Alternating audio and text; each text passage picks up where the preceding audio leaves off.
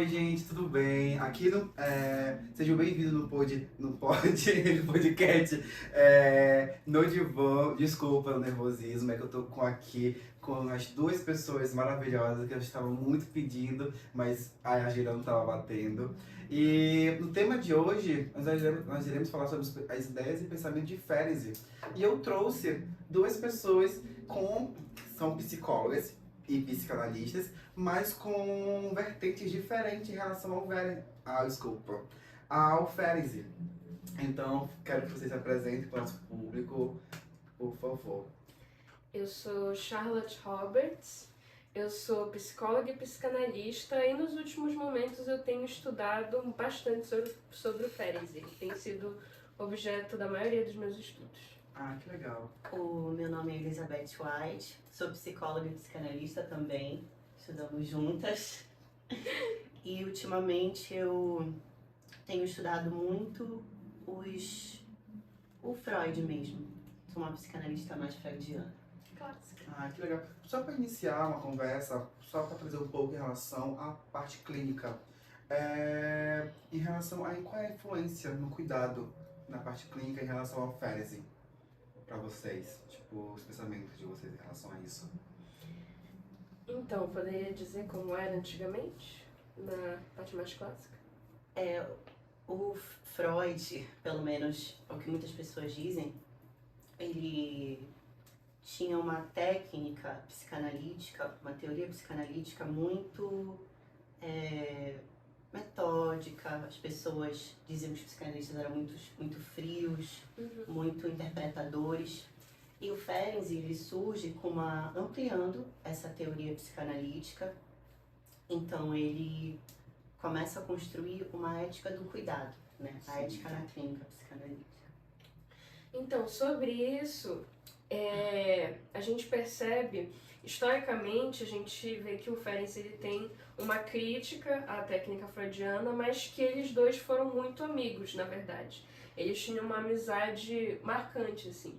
Mas o Ferenczi, ele tinha muita crítica com essa postura mais engessada dos psicanalistas mais clássicos, de serem muito frios, de manter muita distância do paciente, de serem muito interpretativos.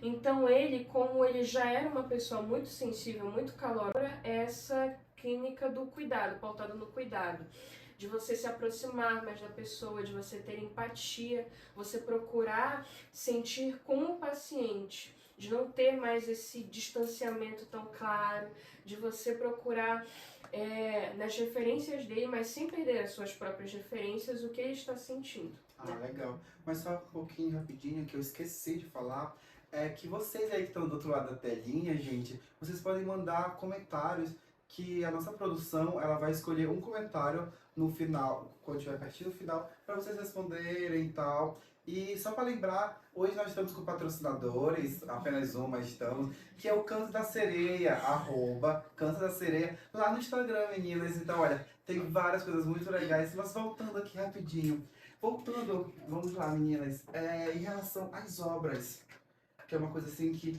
não já teve grandes polêmicas após a morte, né? Que eu sei algumas coisas ali. Eu queria saber um pouco quais são as obras, as principais dele.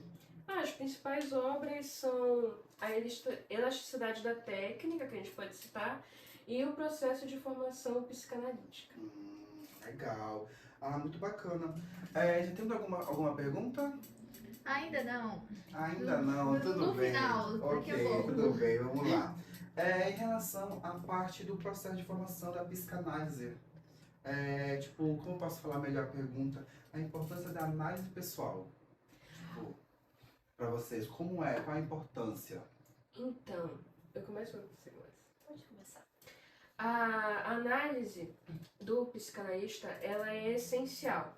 Na verdade, porque o Ferenczi vai dizer que é muito importante para a saúde do psicanalista que ele se analise com outro profissional da área, assim, da psicanálise, para principalmente ele não cometer uma contra-transferência contra o paciente, quando ele não tem um conhecimento profundo da sua própria personalidade, quando ele não faz a sua autoanálise, ele pode cometer essa contra-transferência com o paciente. E também, porque é importante, quando ele está com a sua análise em dia, né, ele pode entender melhor as angústias, o que o próprio paciente está passando, e ele consegue, quando o paciente comete uma transferência, ele consegue manter o controle da situação, e se aquilo atravessar ele de alguma forma, ele leva isso para a sua análise, ele não passa isso. É porque também, querendo ou não, entender o que é o teu problema e o que é o outro, né?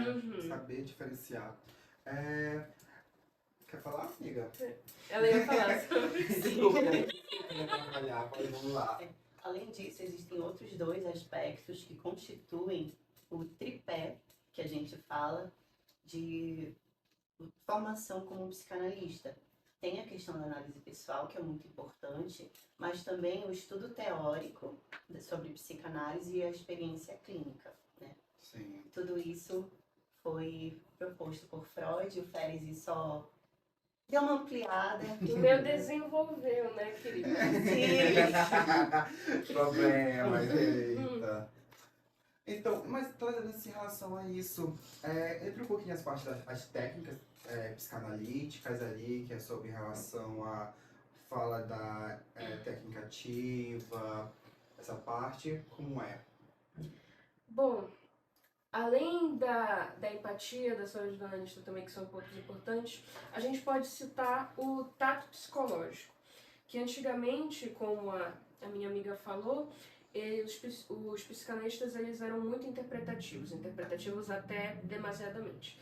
Então, o psicólogo, o psicanalista, ele precisa ter esse tato para saber qual o momento correto de intervir ali, de interpretar. E o ideal seria que o paciente fizesse o seu processo o máximo de, vamos dizer assim, ao modo dele possível, e que o psicanalista só faça as eventuais intervenções quando for necessário, para não até retraumatizar ele, se ele fizer muitas intervenções, muitas interpretações nos momentos errados, né?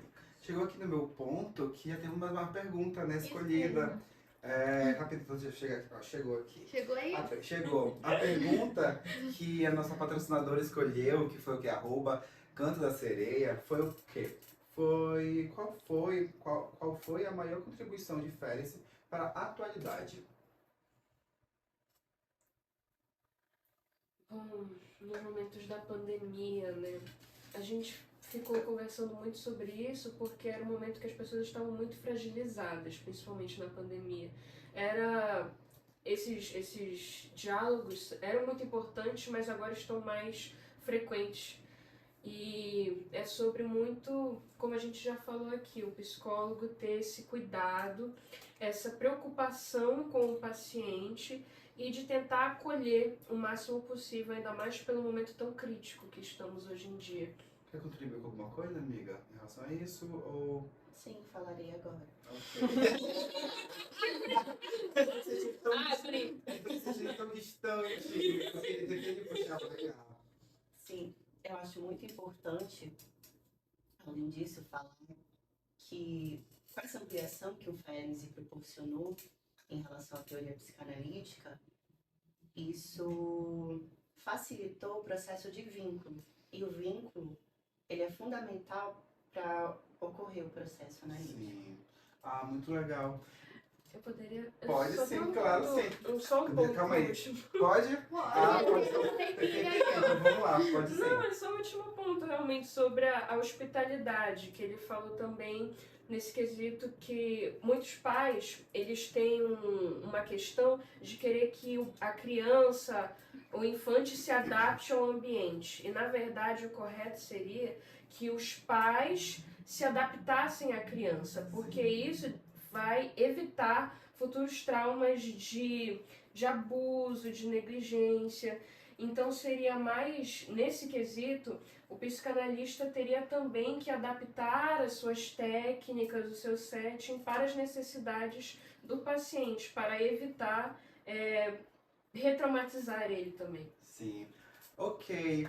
Gente, muito obrigado. Quero agradecer muito o convite. Agradecer muito vocês aceitarem o convite. E nosso programa sempre acontece na segunda e na quarta-feira, a partir das 6h30. Nós estamos por aqui, viu? Tchau, tchau, gente. Beijão. Quero dar um abraço em vocês.